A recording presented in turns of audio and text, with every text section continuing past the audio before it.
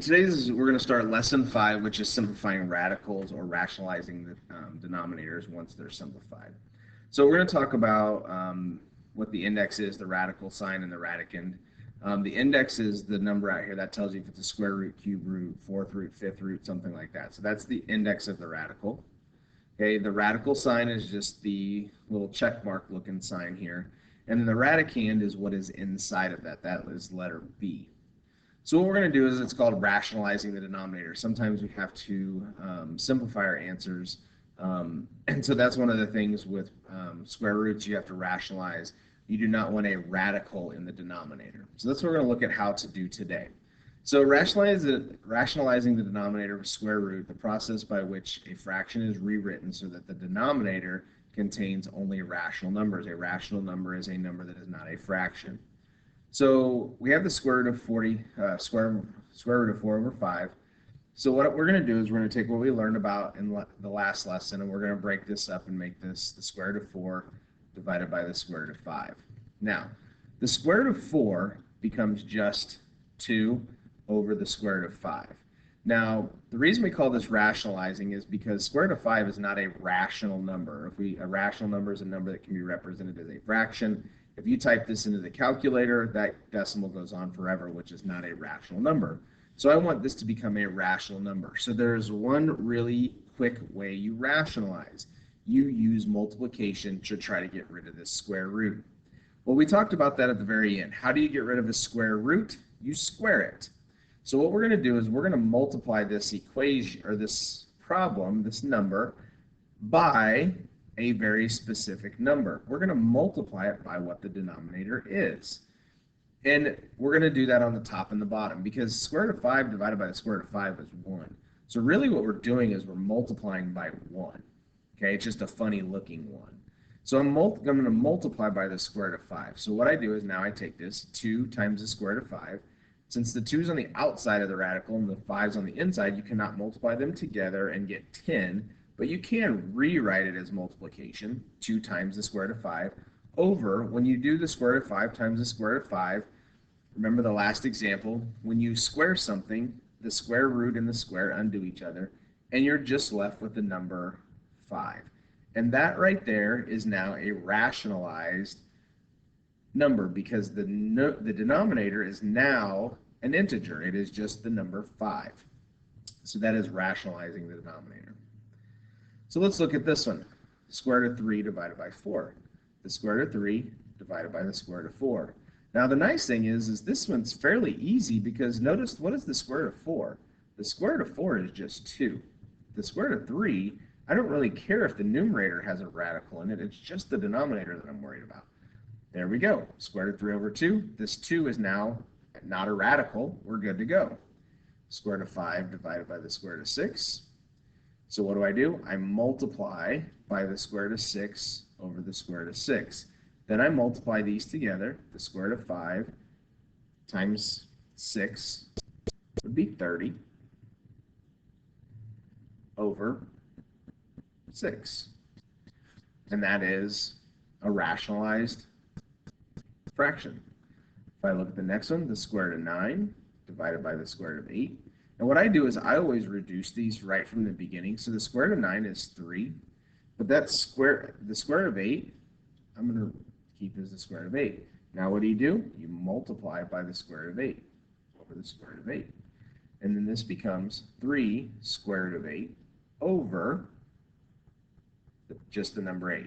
But notice this square root of 8, if I wanted to, I could break that apart. That could become 3 square root of 2 times 2 times 2 over 8. And notice there's a pair of 2's here. One jumps out and one gets crossed off. So this really becomes 6 radical 2 over 8. And then what can we do with the 6 and the 8? That can reduce to 3 radical 2 over 4. You always want to try to reduce that as much as you possibly can. Now what we could have done is back here, the square root of 8, we could have reduced that right off the bat. It might have made it a little easier, but in the end we still get the reduced version right there. Okay, so what do we do if we rationalize denominators with cubes? So we're going to still break this apart, the cube root of 8 over the cube root of 3. But now what we need to do when we rationalize is we need to multiply, but we can't just use the cube root of 3, because what do you need? The cube root means 3 things that are the exact same. So what we actually have to do is we have to do 2 cube roots, because we need to get 3 of them in the bottom.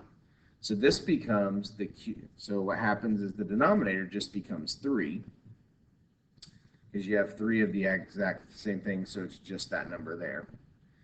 And then what we do is we take 8 and 3 and 3 and we multiply all those together, okay? But what we can also do is the cube root of 8 is, remember 8 is 2 times 2 times 2, so this is really a 2, and then it would be the cube root of 9, because 3 times 3 is 9. So 2 times the cube root of 9, and this would be your actual answer. So let's practice that. So this is the cube root of 5 divided by the cube root of 8. And if you recognize, the cube root of 8 is just 2, so we can write that as 2. And then the cube root of 5, and we're rationalized. If you can do that, do it. It makes it so much easier. Then we'll do the cube root of 4 divided by the cube root of 5. And again, we're going to have to multiply by the cube root of 5 twice. And we'll have to do that up here as well. And then what happens, I'm going to write this down below, is I have 5 times 5 times 4. So 5 times 5 times 4 would be, what, 25 times 4, which is 100. So that's going to be the cube root of 100 over 5. And that would be your final answer. And you can check it on your calculator to see. So how would I check that on my calculator to see? Okay. So what I'm going to do is I'm going to pull up my calculator and turn it on here.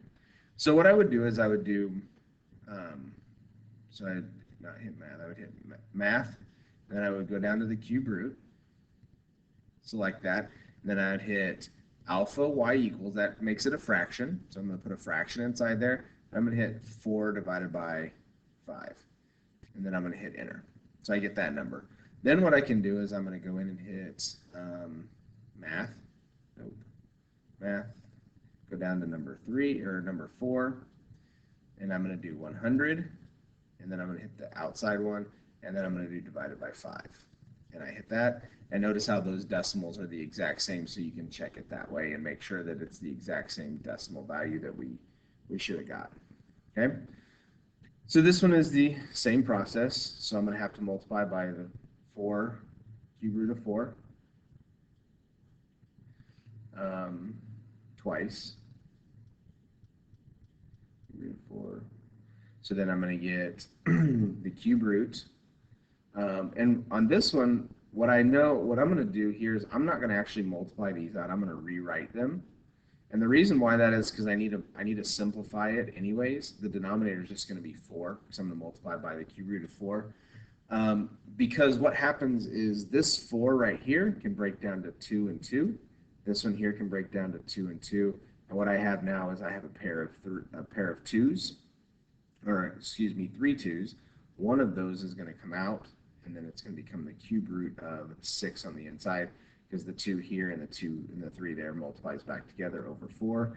And then you would reduce this 2 and this 3, so this would become the cube root of 6 divided by 2, and that would be your final answer for that particular one. All right, so what happens if we get to something where there is a plus or minus sign in the denominator? This becomes a little more tricky, okay? So what we're going to do is we're going to look at something called a conjugate. A conjugate is where you have a plus sign and a minus sign. And what happens is when you multiply conjugates, the middle term is going to become 0, because you're going to combine 2 terms that are opposite of each other. So you're going to have plus 3 minus 3. Plus 3 minus 3 goes to 0, and you're just left with a middle term. The middle term goes away. So what we do is, how do we rationalize using conjugates? Anytime you have addition, subtraction, what you're going to do is you're going to multiply the top and the bottom by the conjugate of the denominator. Now the conjugate is just where you change the sign of the second number. So notice how it was a plus sign here, it's a minus sign here. And then we just do our distribution. 3 times 2 is 6. 3 times negative square root of 5 becomes 3 times the negative square root of 5 over, then we just do our distribution. 2 times 2 is 4. 2 times the negative square root of 5 is negative 2 square root of 5. Then we distribute the square root of 5. That becomes a positive 2 square root of 5. And then this square root of 5 times this square root of 5 becomes a negative 5, because the square root of 5 times the square root of 5 is just a positive, or not a positive 5, would be 5, but it's negative because the plus and minus sign. So what happens is you reduce 6 minus 3 square root of 5, that can't do anything. And then you have 4 minus 5, which is negative 1. And then 2 square root of 5 and negative 2 square root of 5 becomes 0, so that's just your denominator.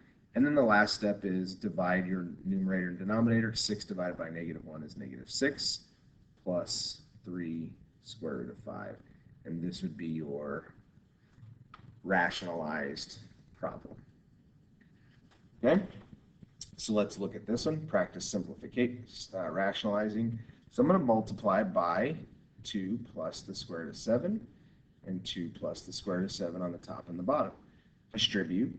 6 times 2 is 12. 6 times the square root of 7 is the square root of 7. Over 2 times 2 is 4. 2 times square root of 7 is positive 2 square root of 7. 2 times negative square root of 7 is negative 2 square root of 7. And then square root of 7 times square root of 7 is negative 7. And then you combine like terms. 12 plus square root of 7 over 4 minus 3 is negative 3. And this should have a 6 in front of it. I don't know why I missed that, but I did. So that should be 6 square root of 7. And then notice this 3 can go into both of those two numbers. So 12 divided by negative 3 is negative 4 minus 2 square root of 7, because 6 divided by negative 3 would be negative 2. And this would be your rationalized version. So on this next one, I would multiply by x minus square root of 5, then multiply this by x minus square root of 5. Distribute. 5 times x is 5x. 5 times negative square root of 5 is negative 5 square root of 5. Over, do my distribution, x times x is x squared. And then if you notice how this middle term, these both always cancel out. So when you multiply conjugates, you can just do the first x and x, and the last, the square root of 5 and the square root of 5, the middles, the outside and the inside will always cancel each other out. So 5 and square root of 5 and negative square root of 5 just becomes negative 5. And that right there is about as far as you can go. This right here would be your final answer. And that is rationalizing denominators.